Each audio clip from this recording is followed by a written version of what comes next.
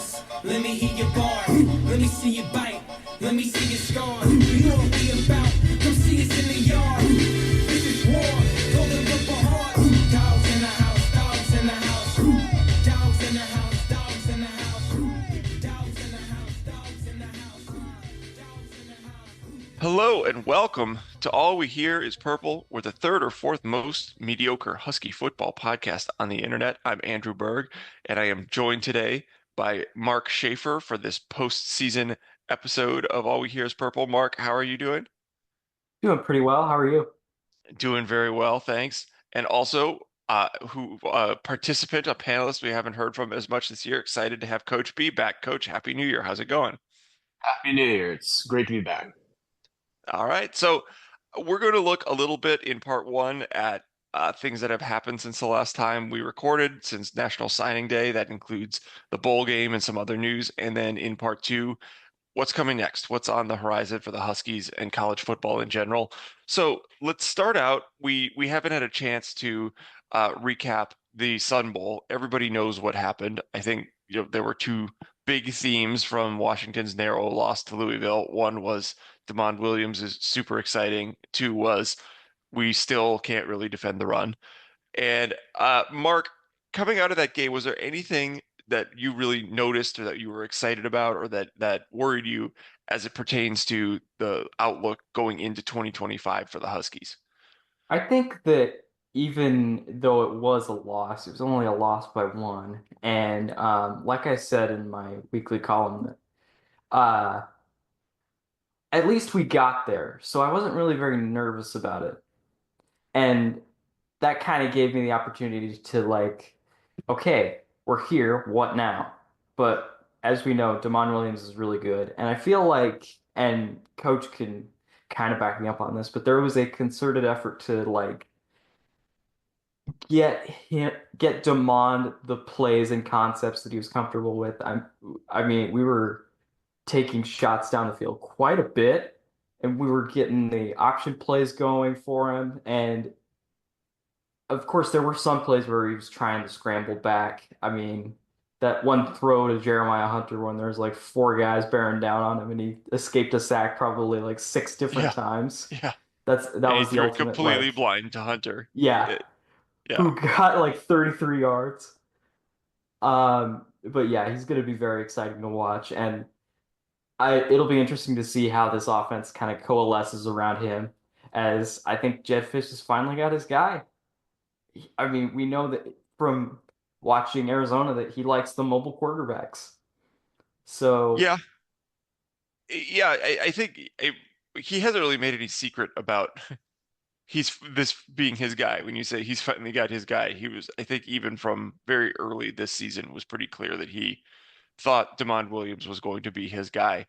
I'm curious, Coach, what you think tactically or strategically this team will do differently. Obviously, Jedd Fisch is kind of the architect of the offense, not just the head coach. But what do you think is going to look different in how the Huskies play for a full season? And is this glimpse we saw of Williams over the last few games of the season, where he was like really an elite quarterback statistically, although one with some obvious areas where he can still improve? Do you think that's something that we should expect going into next year? Yeah, kind of to Mark's point, yes, Jedd Fisch has his guy, and more importantly, I think, like we saw in the Sun Bowl, his guy is ready to play.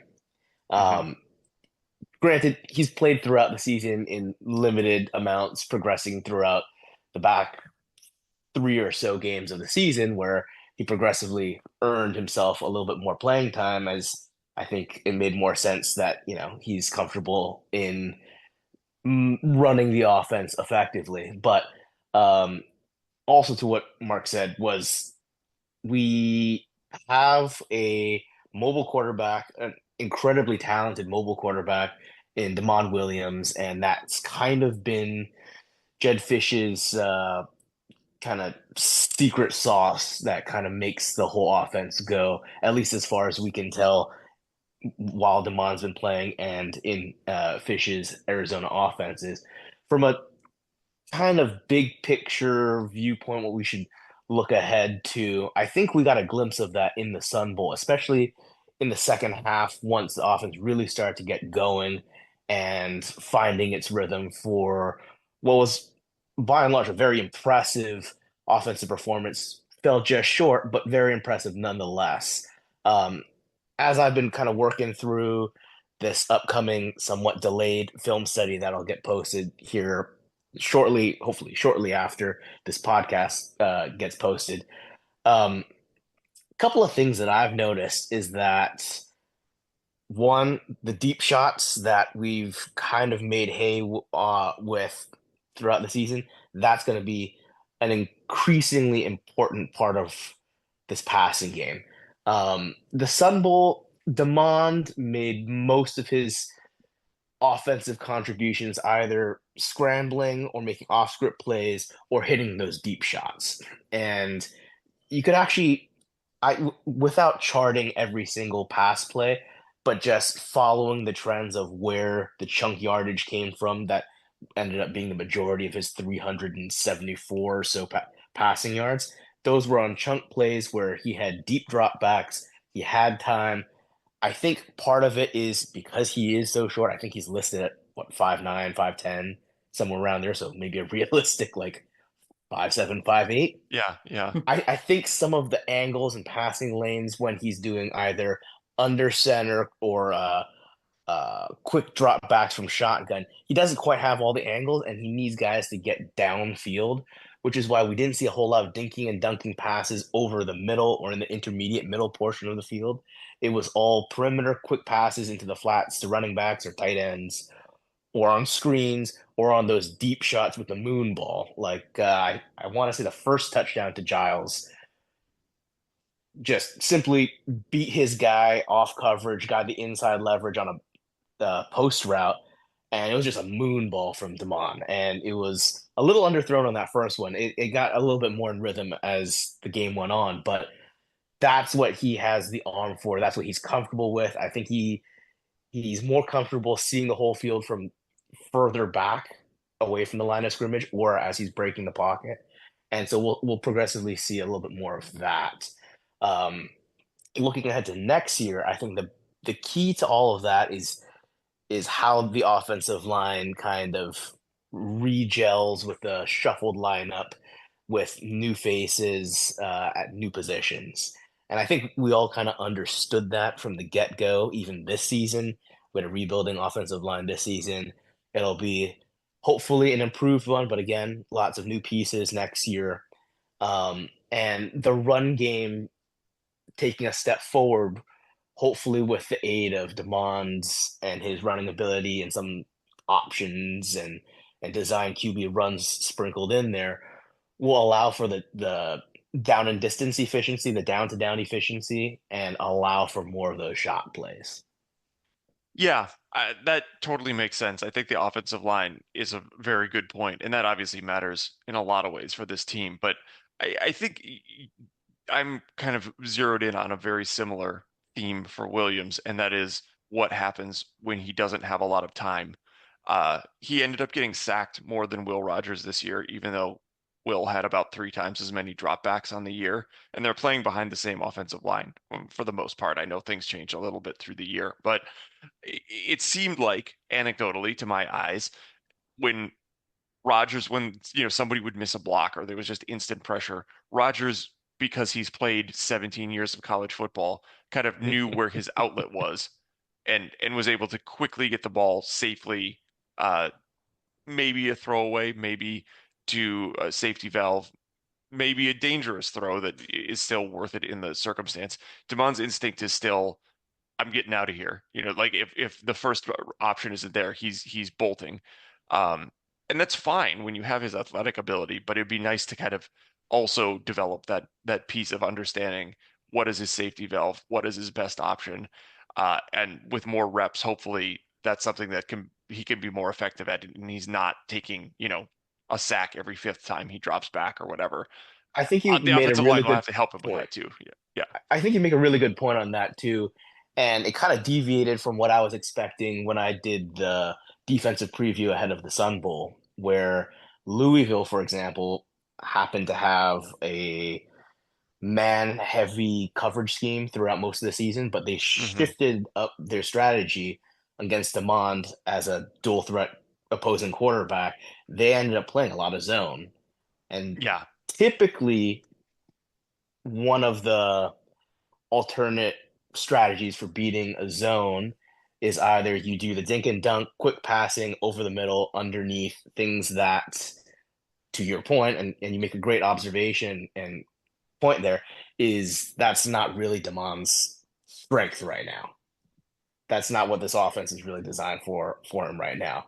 Mm-hmm. On the other hand, the other way of beating it is zone always turns into man coverage at a certain point down the field, and we took advantage of that with the deep Yeah. shots later. So it's that other improvement, figuring out where his outlet routes are, where his check downs are, to hopefully avoid the negative plays and elevate the overall offensive efficiency next season is going to be hopefully a big focus. Yep, completely agree. It'll be interesting to see his development there because he's so young and he's so green. There's definitely a lot of room for improvement. That's interesting stuff on Williams and the offense overall, but let's shift gears a little bit and talk about the defense. Mark, I'd like to hear your opinion on what has kind of changed on the defensive coaching since the last game and even into the last game where Steve Belichick, it was a very open secret that he'd be leaving uh, for North Carolina to coach for his dad. And he stuck around with the team, coached the bowl game. It was happened to be that his buyout would drop the day after the bowl game, so it was in his position a very fortuitous circumstance to just finish out the season and then move on. Did you have any, hard feelings about the way his exit went? But also, just what are your thoughts overall in of the Steve Belichick era, which ended up lasting for exactly one season? We had known going into this year that this was probably going to be a 1 year rental because there had been speculation surrounding Bill Belichick literally all season, except the speculation was completely wrong as to where he would go. Like nobody thought he would end up at North Carolina. I didn't think he was going to end up at North Carolina. Definitely, yeah. Uh, and I don't really have any hard feelings for him or for Steve leaving because he gets a chance. Well, he gets to coach with his dad, who he's always worked for outside of this 1 year, and he gets a chance to be the head coach in waiting after 2, maybe maximum 3 years. Yeah. So if you have a bigger opportunity, I would say take it because you want to get to that next level, and maybe North Carolina is the program for him to do that. Yeah, I mean, I think the fact that the contract was built the way it was, where you're like, oh, I can't believe his.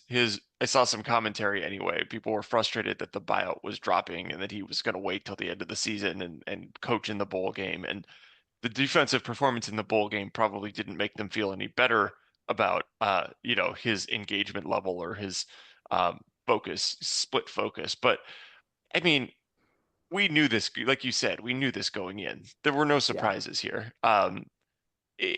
Whether it was North Carolina or the Carolina Panthers or the Raiders, which who knows, he could still be the defensive coordinator for the Raiders by next fall, the way things are going.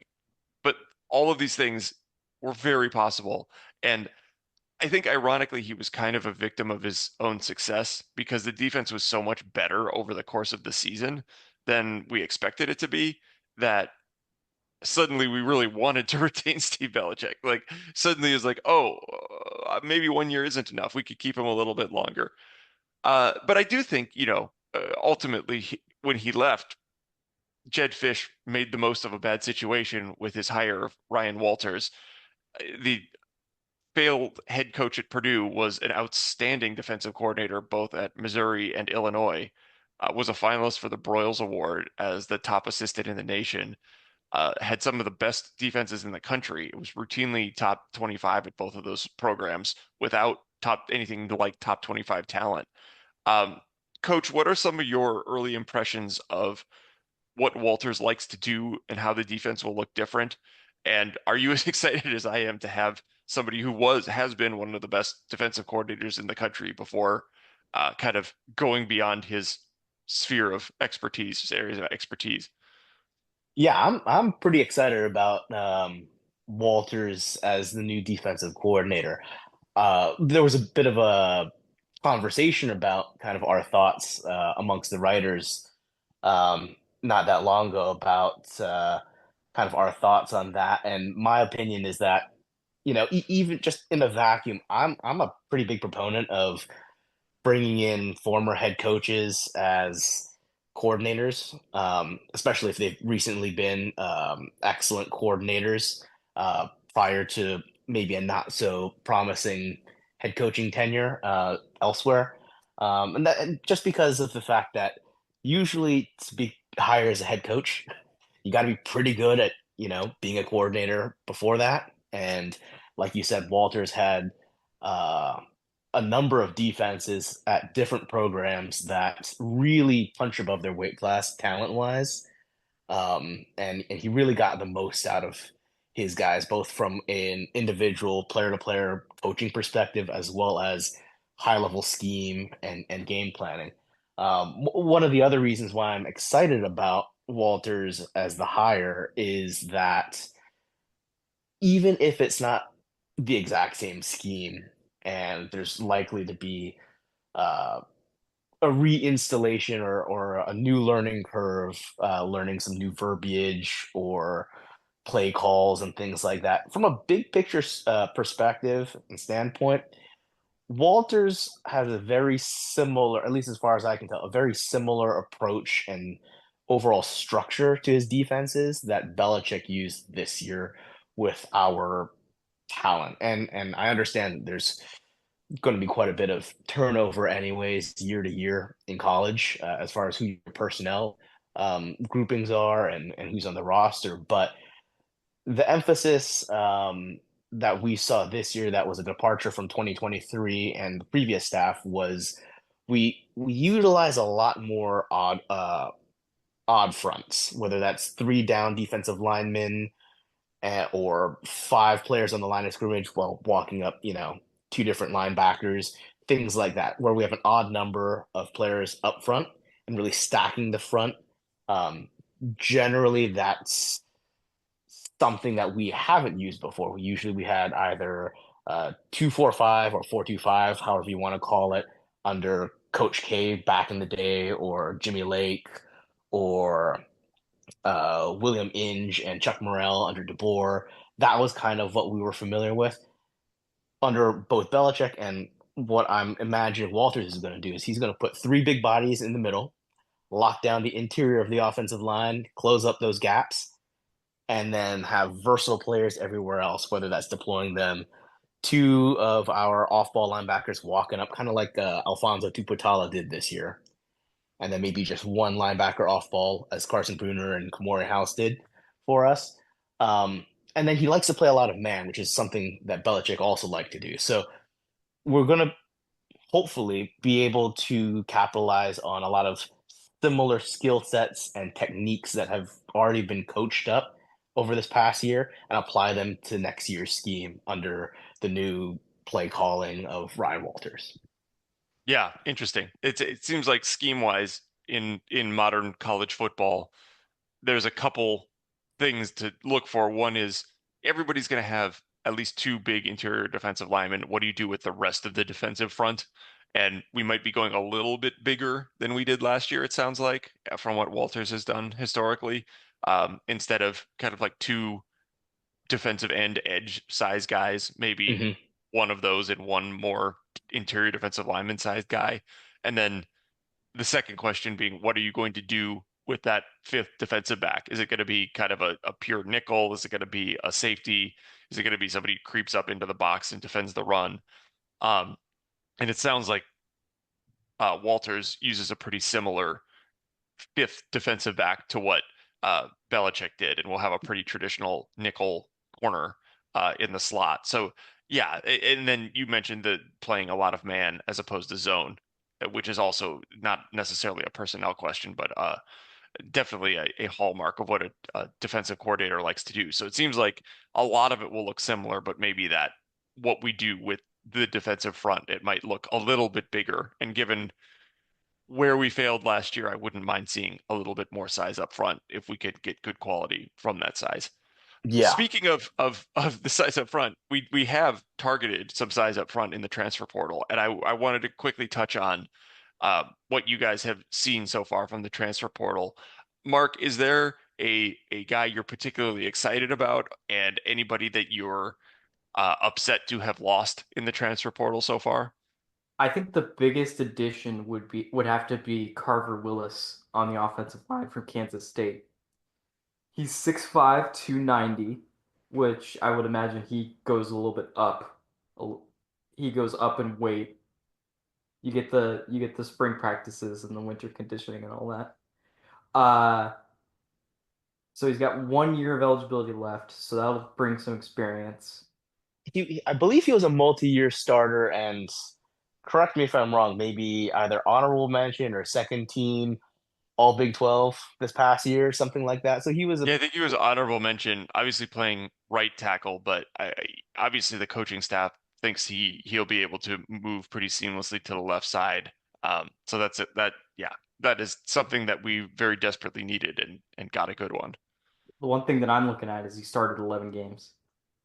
yeah, And the starting experience for a good team in the Big 12 will be yes.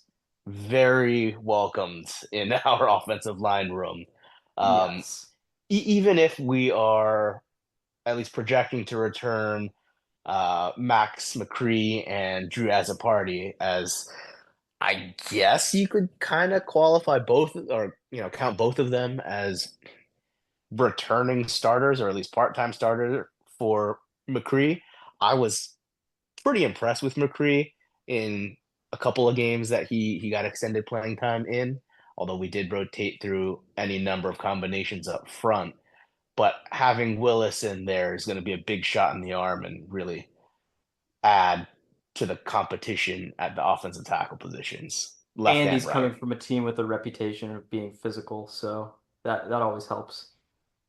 Yeah, and it Uh, aligns very well with what the staff has kind of expressed as their vision, that mhm. physicality.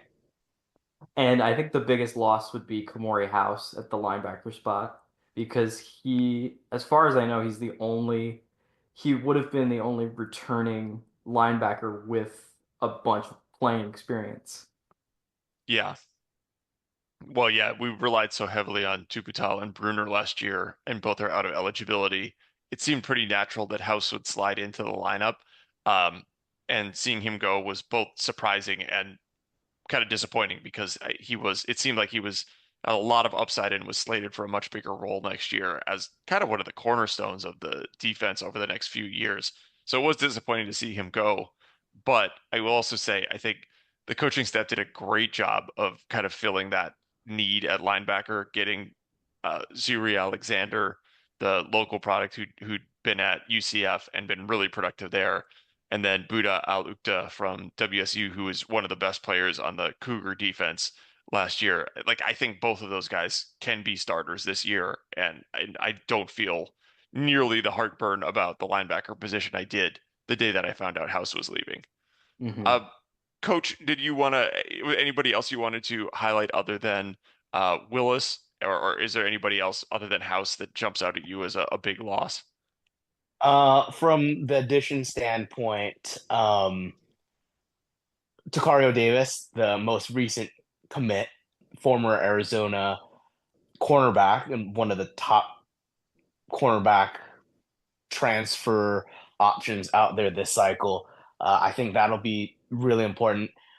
I know that a large reason why he came in was just his relationship with the staff, although his addition did also create some questions that are still to settle down regarding Thaddeus Dixon and his newly received extra year of eligibility that we weren't really expecting.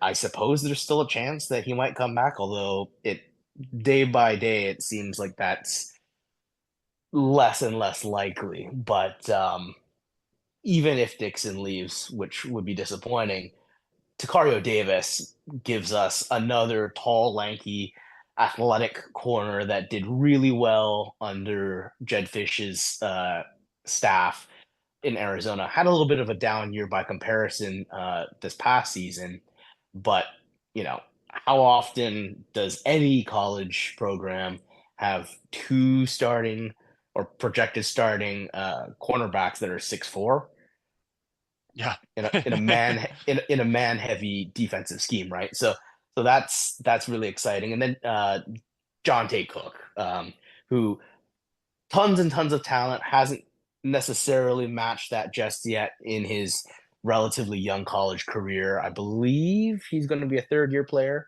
heading into Yeah. this next season. Tons and tons of speed, former 5-star, 4-star, somewhere around there, depending on which recruiting service you're looking at his rankings. When he was coming out of high school, and he brings speed and explosiveness that I think we're going to be needing to add back into our receiving room with Giles Jackson departing and graduating from the program this offseason. So I think that'll be really important, especially kind of circling back and touching on a little bit of what we were talking about earlier with what our offense might look like next year with a lot of deep shots woven into the play calling. So I'm excited to see how that turns out. Yeah, you hit on the two guys who have definite star upside in Davis and Cook, which it's hard not to be excited about both of them. I think one of the things that this coaching staff has done well is identify the areas of need that I think are areas of need and really highlight those. They did a good job at linebacker, like I said. I had some questions in the secondary. There was so much um, graduation from the safety position, and bringing in kind of unheralded but super productive guys in CJ Christian from FIU, and then the one I'm really excited about is Alex McLaughlin from Northern Arizona. There's this track record of guys who are just absolutely killers in FCS coming to FBS. Can we still call it FCS and FBS if they both have playoffs? We may need to revisit these acronyms at some point. But McLaughlin, you've got the Cam Scatterbo and Shadur Sanders and the list of guys who are just superstars in FCS who then became superstars in FBS makes me really excited. And McLaughlin will have uh, 3 more years to play. He could turn into a star player for this defense over time. Kind of one of the cornerstones, like I was saying, House was set up to grow into a leader on the defense. I think McLaughlin could be one of those guys too, and his stats in FCS were just outstanding for a true freshman. I think that's good on the transfer portal. There'll obviously be more movement there coming into the spring, but that's a good opportunity for us to start kind of talking about what comes next. What are we expecting in the next little bit in college football? But before we talk about the Huskies specifically, I want to talk a little bit about the college football playoff itself. As we're recording, we just had the first semifinal run down to triple zeros. The Notre Dame won on a field goal late against Penn State to get to the championship game after most of my life, Notre Dame being the team that couldn't win in the postseason and couldn't measure up against other top teams. That unstoppable force met the immovable object of Drew Aller trying to throw to wide receivers, and he completed 0 passes to wide receivers again. And Penn State is out of the tournament. Not a bad year to get to the semifinals, but the same thing that kills them every time has killed them here. So that leaves us with Notre Dame in the final, and they'll play the winner of Texas and Ohio State. But can you both give me a pick for who you think is going to win from that final three? Mark, you can go first. Can I give you a cop out here? Yeah, I'd love cop I outs. think that the winner of Ohio State Texas is going to win the national championship. I don't think it matters who it is. I don't know if Notre Dame can measure up to both Texas and Ohio State just have a ton of talent, and Jeremiah Smith was just torching the Oregon defense in the Rose Bowl, and depending on what happens tomorrow, he may do that there against Texas. He may not. But I think either way, it's just going to be these might be too much for Notre Dame to handle. Yeah, I don't disagree with you about that. Coach, do you want to get any more specific with your pick? Yeah. My cop out answer would be that we're all winners after watching that Rose Bowl. That Yeah, was peak hate watching opportunity right there, to the point where everybody in the country Twitter got onto Twitter, and I think the hashtag belt to ass was trending by like the second quarter. I mean, Jeremiah Smith was on track Oh, after the first quarter for like 16 catches, 300 or 400 something yards, and 4 touchdowns. yeah, It he was was incredible. it was domination like none other, and it was sweet, sweet hate watching as a Husky fan. But um, I segueing into my actual pick, I think Ohio State is hands down the clear favorite right now. And in my opinion, at least, Texas and Notre Dame are on a slightly lower tier, just if we're looking at how they've played recently the last couple of games. Ohio State, I don't know what happened in the Michigan game, but after that brutal loss, something just clicked. They flipped a switch and what are just unstoppable. Their defense is also playing lights out right now, and they're head and shoulders above both Texas and Notre Dame. Texas, I think it's good. It was an exciting game that they played against Arizona State, but it also might probably shook a lot of people's confidence, including Longhorn fans, in how good Quinn Ewers actually is, because their offense looked pretty inconsistent. They really won on the back of maybe 20 minutes of quality play throughout that entire double overtime game. So, yes, Texas is talented, and they could make it a close game against Ohio State, but my pick is Ohio State. I'm with you. I agree. I don't like it. I don't like Ohio State. I don't like Ryan Day. I mean I prefer Sark over Ryan Day. Um, I just don't like Ohio State as a school. It's just personal preference. I'm glad they beat Oregon. I don't dislike them to yeah. that It's the degree. only, it's the I'm only not thing Ohio crazy. State's good for. Yeah. But we're also, in the first year of the college football playoff, uh we're already kind of testing the limits of, do you want a team that lost to an unranked Michigan in their last regular season game, had two conference losses, and didn't qualify for their conference championship game, was third in their own conference. That's who you want to be your national champion because they got hot at the end. It's like those years we're the reason that Major League Baseball playoffs, it's very easy to forget who ended up winning the World Series. Whereas in like the 70s, 80s, 90s, these World Series are very, very memorable because there were four teams in the postseason. It kind of gives you both sides of what's good and not good about it. But I'm also interested to hear, like, Mark, what is your impression of how this all worked in the first year of the CFP? Going off of your point real quick, Andrew, do you really want a national champion whose only loss is to Northern Illinois? No, I don't want either of those teams in the postseason. I mean, I Um, loathe Oregon, but I wanted this to go. I mean, I don't even know what it would have been this year if we went straight to a final two or straight to a final four. But or like a uh, BCS, just let the computers do it. well, it's not like the humans are so great at it either. But yeah, um, Fair, Uh, fair point. I guess it would have going been in, Georgia. Georgia would have been the number two team going into the postseason ugh. because they beat Texas in their conference championship game. But yeah, either one of them, not that exciting. But honestly, like if we'd gone into a college football playoff of Oregon, Georgia, Texas, and then, debate and take your pick between Notre Dame or Penn State, uh, probably between those two teams, there are no teams in that list where you're just like, that team did not deserve to be in the finals in the Mhm. postseason. I think with the first year of this expanded playoff, it started out like the first round games were not very good. Because Yeah. like, yeah, Notre Dame beat Indiana, I think it was 27 to 17. But the final score does not dictate how much of a blowout that game was. I mean, Indiana just got boat raced. Yeah, Yeah, I was Uh, watching that on an airplane, and that was not a competitive game for the vast majority of it.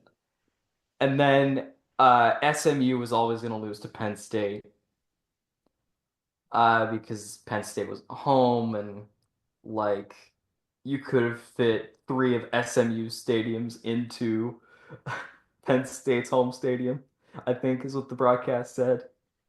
But then as you got into the second round, Arizona State and Texas was a really, really good game. I mean, Arizona State had that this was huge that was the game of comeback. the tournament, right? Like I Yeah, think pretty clearly that's been the best one. Cam Skattebo had like he was carrying that entire team on his back for the entire game. Uh, and then you had the Rose Bowl, which probably wasn't a great game from like a normal football standpoint, but for us hate watchers, it was pretty good. Even though I wasn't comfortable when when Ohio State had the 31-8 lead or whatever. Yeah. Um, it started out slow, but I think it redeemed itself, is what I'm trying to say. Yeah, Yeah. Criticism or my criticism is that it undermines the regular season, and I love the college football regular season. The playoffs have been a mixed bag, but mostly good, and like I've enjoyed watching them. The fact that like Ohio State losing to Michigan in that dramatic fashion in the rivalry game doesn't really matter is kind of tragic to me and disappointing. And I still haven't seen that issue resolved in the way that the playoff format is set up. But don't need to dwell on it. I know that's been litigated endlessly. Um, I did want to touch one more thing. We have another transfer portal coming up, and we know there'll probably be more attrition after spring practices. But coach, what do you think? What are some of the things that you're looking at personnel wise in terms of work that still needs to be done in the portal in the spring? that's a good question. I think from a big picture standpoint, I kind of similar thought that you had made earlier, that point that you had made earlier, where we had done a good job of addressing all of our biggest, most immediate needs. And at this point, we can be a little bit more selective in what we're prioritizing and then throw all of our efforts in the spring portal behind a more selective group of top priorities. I think maybe a tight end for depth might be something to consider. Maybe another experienced receiver could Mm, help because right now I believe we're projecting to have a starting trio of Denzel Boston, Jonte Cook, and I think Rashid Williams. that would be my Williams would be guess. Yeah, yeah. Williams would be a third year player, former four-star. He has played a decent amount both last year and this year. Um, but you could make that argument, although we have a lot of bodies, they're just young in that receiver room. But I think the top priority, if anything, would be at edge, getting a difference maker at edge, or I guess anywhere along the defensive front. We did get two transfer portal commits, I believe, in this winter cycle. The big guy from Utah, who is actually pretty Peppa exciting. and Thompson from Peppa, Yes, Simone Peppa and Aurelian Thompson, Ontario Thompson. Okay, Antonio Thompson. hasn't played for Yes, us yet. yeah, yep. So we did get some. We got a fresh infusion of talent on the interior in the winter cycle, and I think those will be solid rotational players or starters.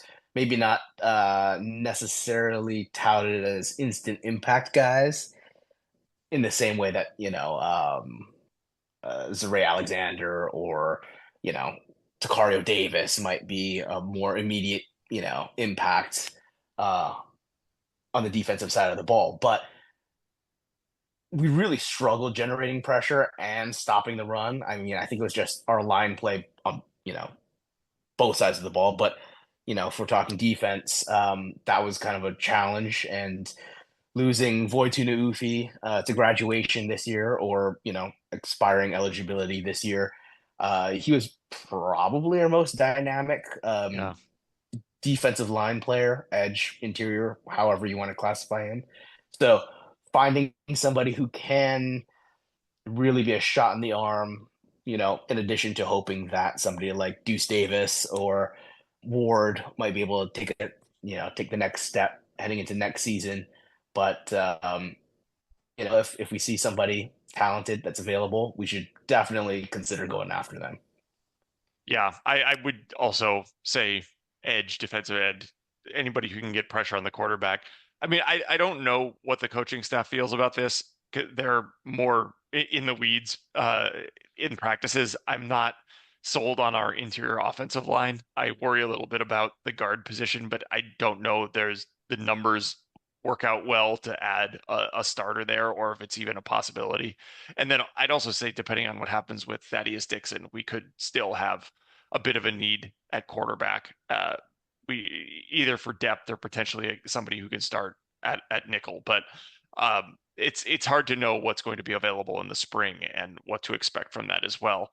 But let's put a plug in the football discussion and give our recommendations.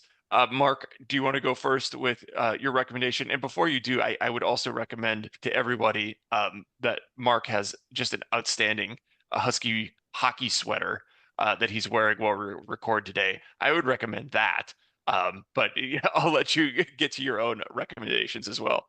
So this is a video that was published a couple weeks ago.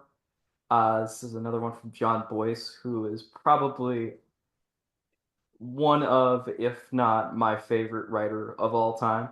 It's called The History of Slipping on a Banana Peel, which is John has this thing where he takes stuff where you're like, that can't possibly make a good video. And he makes a 30-minute video, and it's the most interesting video you've ever seen.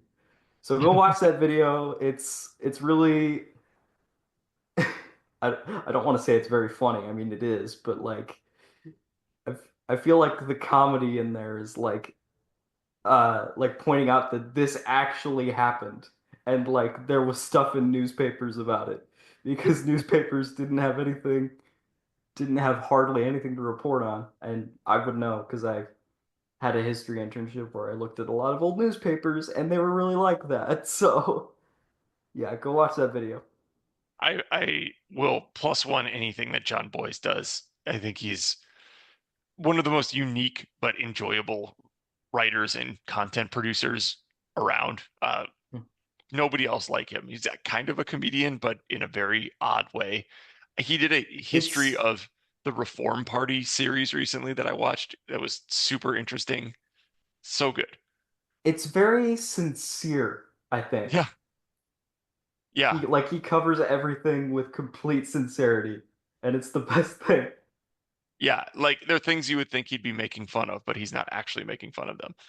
He's just highlighting how great they are and how funny it is that they're great. Coach, how about you? Anything on your end? Well, as per tradition, I failed to come prepared for my recommendation, but I did think of one while we were talking. You don't have And to admit it. You can just say that you prepared it. no, well, no, it works a little bit better for this week's one. And I'm glad that you mentioned incoming transfer Alex McLaughlin. And as in the writers' chat, we did mention he has quite the flow going there. He does. Yeah. And so my recommendation to all of our many, many listeners, obviously, with many high up connections at many different corporations, hopefully one of them works for Head and Shoulders. And I would Yeah. recommend both Alex McLaughlin and Hatchet. Why am I drawing a blank on this name? The younger Hatchet, Landon Hatchet. Landon is the Landon, younger. Yeah. Yeah. yes. Let's get these guys a Head and Shoulders, Troy Polamalu-esque NIL deal out here. Yeah. Yeah. They're both would fit in very well with that. Can you I've got imagine it. a Head and Shoulders sponsored post from UW football? Well, I we had a mean, World of Warcraft sponsorship, so So yeah, anything's possible. That's right. yeah, I feel like those two products might work for the same market. I don't know. I would recommend a TV show as well. There was a spy show I really enjoyed on Peacock called The Jackal. It had Eddie Redmayne in it, which is, I think he won an Academy Award. He's a very excellent actor, but it's about a kind of like the cat and mouse chase of somebody chasing down an assassin and the assassin trying to complete his job. And it was just a very, very well done thriller. Kind of felt a little bit like the Daniel Craig James Bond style of movies where they're trotting around Europe to all these locations, and a lot of tension. Enjoyed it. Anyway, if you subscribe to Peacock to watch 2 Husky games, you can get one more thing out of it before you cancel it, possibly. Any final thoughts, Coach or Mark, before we sign off today? Shout out to Giles Jackson. Yeah. He had 4 touchdowns in the Sun Bowl. Great way to cap off a career. I always liked him because he wore number 0 and he was a really shifty wide receiver. I don't know why he switched to 5, but 0's more fun. He also overtook Denzel Boston as our leading receiver based on that game, which surprised me. All right. Well, let's finish it there. Thanks to Coach. Thanks to Mark. Happy New Year to you guys. Happy New Year to everybody listening. Appreciate sticking with us through this season. We'll be back when we have more news to talk about. But in the meantime, we'll be continuing to try to find time for the Cody Pickett interview to get on the airwaves. But thanks for listening, and go Dogs. Go Dogs. Go Dogs.